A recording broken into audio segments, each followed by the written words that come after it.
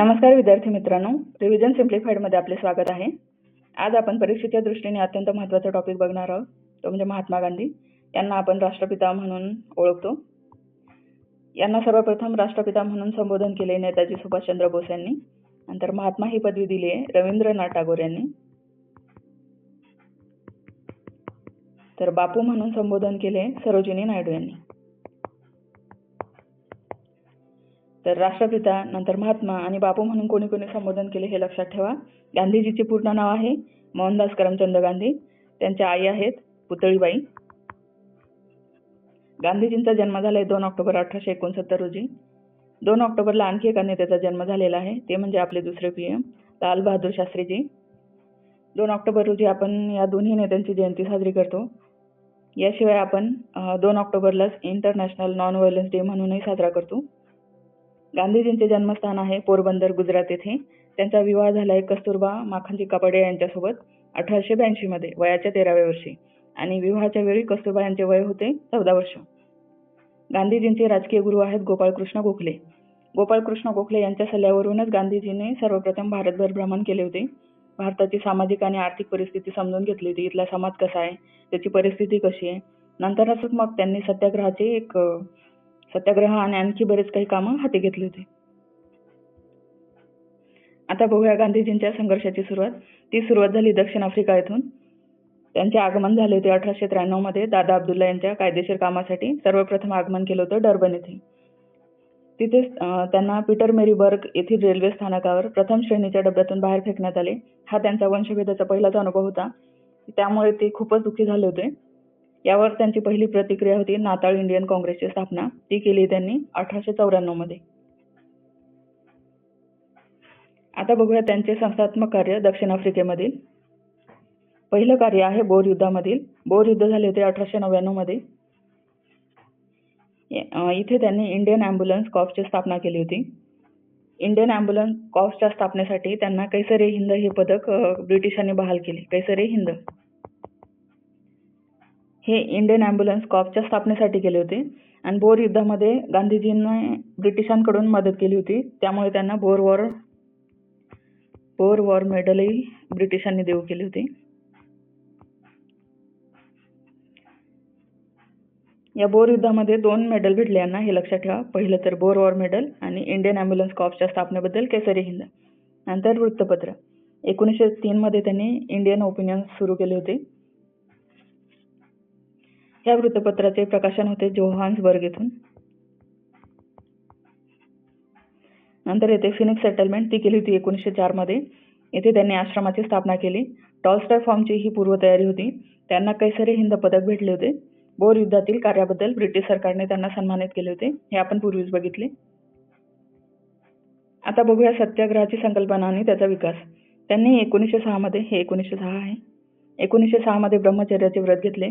नंतर सत्याग्रह शब्दाचा अवलंब केला 1908 मध्ये. मगनलाल गांधीच्या सद्ग्रह शब्दावर आधारित आहे, हे लक्षात ठेवा. नंतर हिंद स्वराज्य. 1909 मध्ये त्यांनी किल्डोनन कॅसल या जहाजावर एकूण 275 पानाचे हे हिंद स्वराज्य म्हणून एक पत्र लिहिले. 275 पानं आहे. हिंद स्वराज्य हे पत्रक आहे. नंतर जहाज कोणतं होतं, किल्डोनन कॅसल. नंतर टॉलस्टॉय फॉर्म 1910 मध्ये याची स्थापना झालेली. याचा उपयोग त्यांनी सत्याग्रहींसाठी वस्तीची स्थापना करण्यासाठी केला. यामध्ये त्यांनी जर्मन मित्र कॅलेनबर्ग याची मदत घेतली होती. येथे फक्त हे हिंद स्वराज्य हे पत्रक लक्षात ठेवा. आता बघूया दक्षिण आफ्रिकेमधील संघर्षाची 2 टप्पे. पहिला मध्यमार्गाचा टप्पा होता 1894 ते 1906 दरम्यान.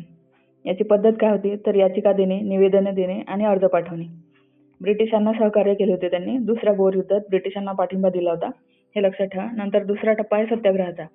हा आहे 1906 ते 1914 दरम्यान. पद्धत काय होती तर सविनय कायदेभंग आणि अहिंसक प्रतिकार. यामध्ये त्यांनी पॅसिव्ह रेटिजन्स असोसिएशनची स्थापना केली होती. याशिवाय त्यांनी टॉलस्टॉय फॉर्मचा वापरही सत्याग्रहींसाठी केला होता. हे दोन्ही टप्पे लक्षात ठेवा.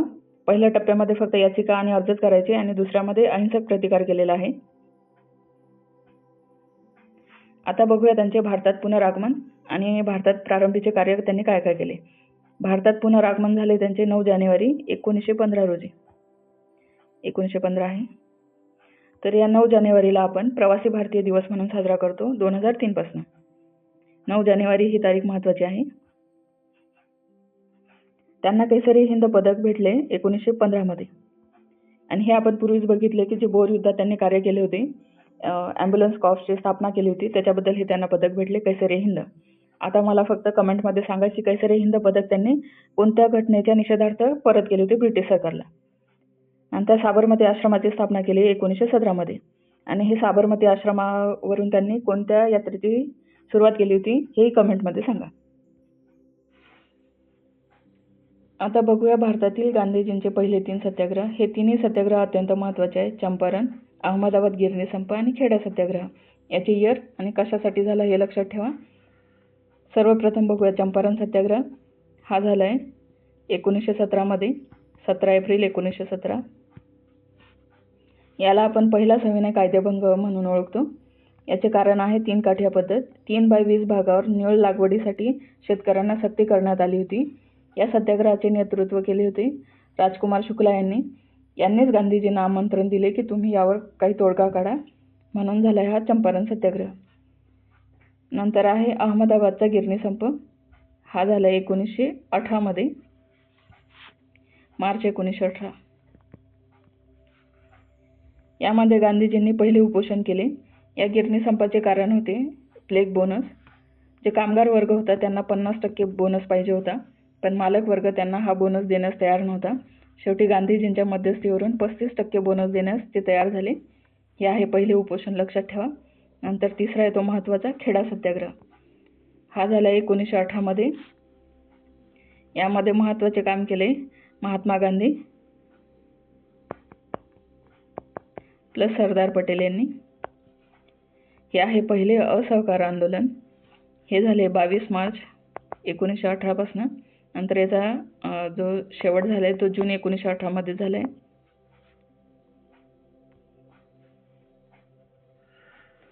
याचे कारण होते दुष्काळामुळे पीक निकामी होऊ नये त्यांना करमाफी नाकारली होती.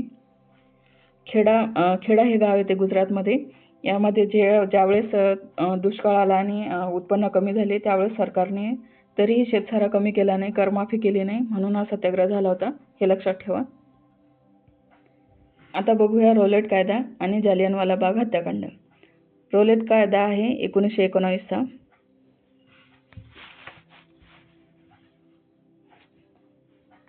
या कायद्याला आपण अनार्कियल अँड रिव्होल्युशनरी क्राईम ॲक्ट म्हणून ओळखतो.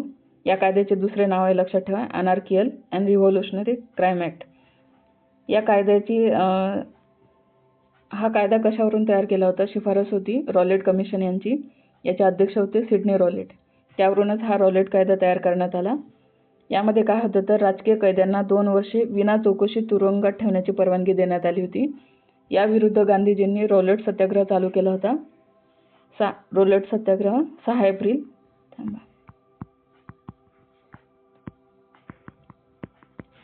तो चालू केला होता त्यांनी 6 एप्रिल 1919 ला. कायदा होता रॉलेट कायदा. त्याच्या विरुद्ध रॉलेट सत्याग्रह. हा अखिल भारतीय स्तरावरील पहिले आंदोलन होते गांधीजींचे. त्यामुळे हा रॉलेट कायद्याचा सत्याग्रह महत्त्वाचा ठरतो. जालियनवाला बाग हत्याकांड हे झालंय 13 एप्रिल 1919 रोजी. यामध्ये जे गांधीजींचे कार्यकर्ते आहेत सैफुद्दीन किचलू आणि आणखी एक कार्यकर्ते होते. हे दोघं ज्यावेळेस पंजाबमध्ये गेले होते जालियनवाला बाग येथे त्यांना अटक करण्यात आली. यांच्या अटकेच्या निषेधार्थ जालियनवाला बाग येथे बैसाखीच्या दिवशी काही लोक जमले होते. ते शांततेच्या मार्गानेच तिथे बसले होते, पण जो जनरल डायर आहे त्यांनी ते सगळ्यांना गोळ्या घालून ठार केले. हा आहे जालियनवाला बाग हत्याकांड. झालेला आहे 13 एप्रिल 1919 रोजी. हा जो हत्याकांड झाला यामुळे रवींद्रनाथ टागोरांनी नाईटहूड या पदवीचा त्याग केला. गांधीजींनी आपला सत्याग्रह मागे घेतला आणि या घटनेला हिमालयन चूक म्हटली. गांधीजींनी कैसरे हिंद पदवी जी त्यांना बोर युद्धामध्ये भेटली होती ती पदवी परत करून टाकली. बाकीच्या महत्त्वाच्या चळवळी त्यातली पहिली आहे असहकार चळवळ. ही आहे 1920 ते 1922 दरम्यान. सुरुवात झाली 1920 मध्ये. सुरुवात आहे 31 ऑगस्ट 1920ची. ही जी चौरी चौरा घटना आहे 1922ला झाली. यामुळे असहकार चळवळ मागे घेण्यात आली. या घटनेमध्ये आंदोलकांनी पोलीस स्टेशन जाळले. यामध्ये काही पोलीस कर्मी यांचा मृत्यू झाला. त्याच्यामुळे या आंदोलनाला हिंसक वळण लागेल आणि हे होऊ नये म्हणून गांधीजींनी असहकार चळवळ मागे घेतली होती. या घटनेला नेताजी बोस यांनी नॅशनल कॅलॅमिटी म्हटले आहे. म्हणजे हे जे असहकार चळवळ गांधीजींनी मागे घेतली त्याला. बाकीचेही नेते गांधीजींवर नाराजच होते. नंतर बघूया बारडोली तालुका. येथे जमीन महसूल न भरण्याचा आणि सविनय कायदेभंगाचा ठराव पास करण्यात आला 1922 मध्ये. तर असहकार चळवळ 1920 ते 22ची आहे. चौरी चौरामुळे ती मागे घेण्यात आले, हे लक्षात ठेवा. आता बघूया काँग्रेसचे अध्यक्षपद आणि संघटनात्मक कार्य. त्यांनी 1924 मध्ये काँग्रेसचे इंडियन नॅशनल काँग्रेसचे अध्यक्षपद भूषवले आणि ते पण एकदाच. हे पहिलेच आहे. 1924 मध्ये अध्यक्षस्थानी बसले होते महात्मा गांधीजी आणि एकमेव अधिवेशन आहे. हे होते बेळगावचे. नंतर अखिल भारतीय चरखा संघाची त्यांनी स्थापना केली 1925 मध्ये. त्यांचे आत्मचरित्र म्हणजे ऑटोबायोग्राफी आहे सत्याचे प्रयोग, the story of my experiments with truth, याचे प्रकाशन झाले 1925 ते 1929 मध्ये. हे आत्मचरित्र लिहिले त्यांनी गुजराती भाषेत. नंतर याचे इंग्लिशमध्ये ट्रान्सलेशन केले महादेव देसाई यांनी.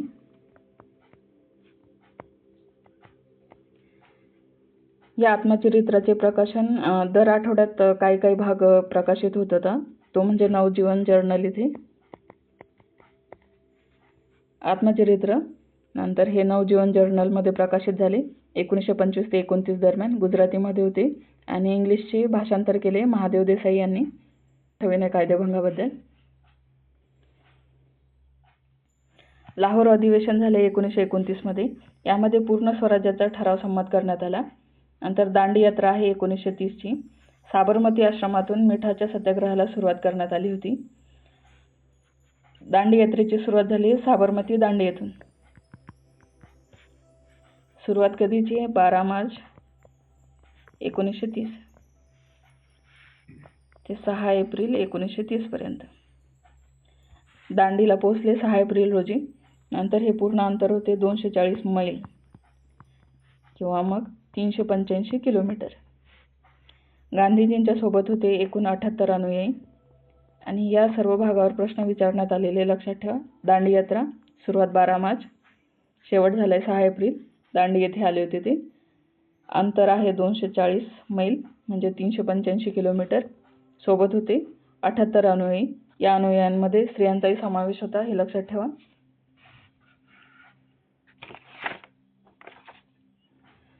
आता बघूया गांधी आयर्विन करार. हा झाला 1931 मध्ये. गांधीजींनी या करारावर स्वाक्षरी केली. याच्यानंतरच त्यांनी दुसऱ्या गोलमेज परिषदेत जाण्याचे मंजूर केले. नंतर दुसरी गोलमेज परिषद झाली 1931 मध्ये. काँग्रेसचे एकमेव प्रतिनिधी म्हणून गांधीजी लंडनमध्ये उपस्थित होते. आता बघूया जातीय निवाडा. जातीय निवाडा याची घोषणा झाली आहे 16 ऑगस्ट 1932 रोजी. ही घोषणा केली आहे पंतप्रधान रॅमसे मॅकडोनाल्ड यांनी. हे 1932 हे लक्षात ठेवा. यामध्ये त्यांनी दलितांसाठी स्वतंत्र मतदारसंघ जाहीर केला होता. आधी मुस्लिम आणि इतर वर्गांसाठी, नंतर आता दलितांसाठी स्वतंत्र मतदारसंघ जाहीर करतायत. ब्रिटिशांची ही योजना बघून गांधीजींना एक आयडिया आली होती की आता भारतीयांना फक्त फूट पाडायची सगळ्या जातींमध्ये. म्हणून त्यांनी इथे पुणे येथील येरवडा जेलमध्ये त्यांनी आमरण उपोषण सुरू केले होते.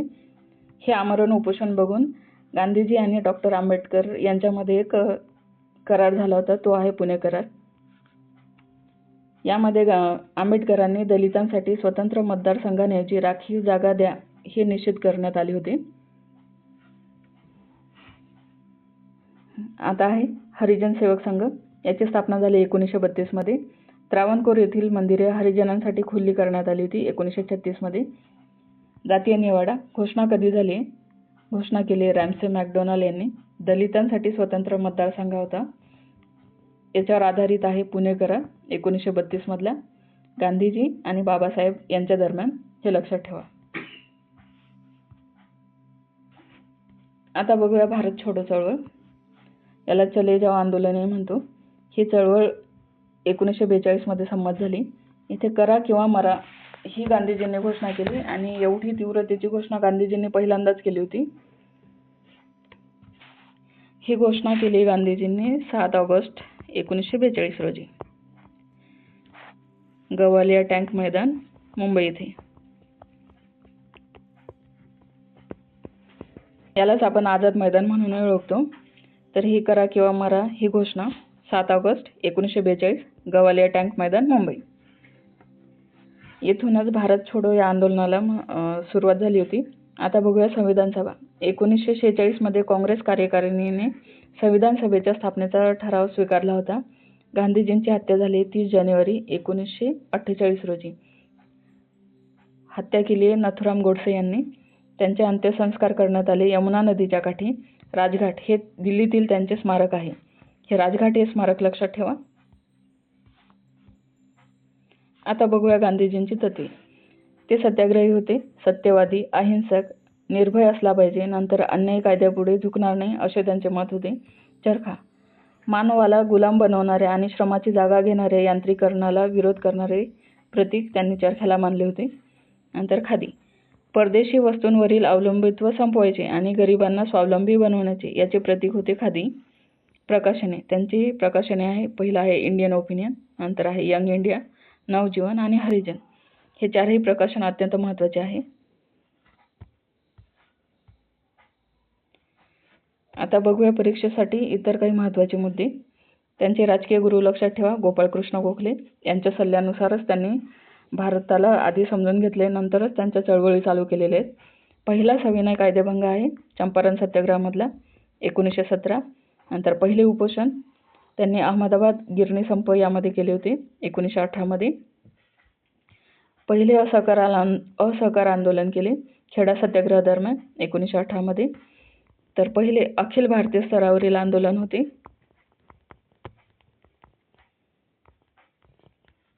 रौलेट कायद्याविरोधात, रौलेट सत्याग्रह. पहिले सविनय कायदेभंग चंपारणमध्ये, उपोषण अहमदाबाद गिरणी संप, असहकार खेडामध्ये आणि पहिले अखिल भारतीय स्तरावरील आंदोलन होते रौलेट सत्याग्रह. त्यांनी काँग्रेसचे अध्यक्षपद भूषवले 1924 मध्ये. हे 1924 आहे बेळगाव येथे. आणि हे एकमेव अधिवेशन होते ज्यावेळेस गांधीजी अध्यक्ष होते. त्यांचे आत्मचरित्र आहे सत्याचे प्रयोग. हिमालयन चूक हे कशाला म्हटले त्यांनी? जालियनवाला बाग हत्याकांडाला म्हटले. नंतर घोषणा केली करा किंवा मरा.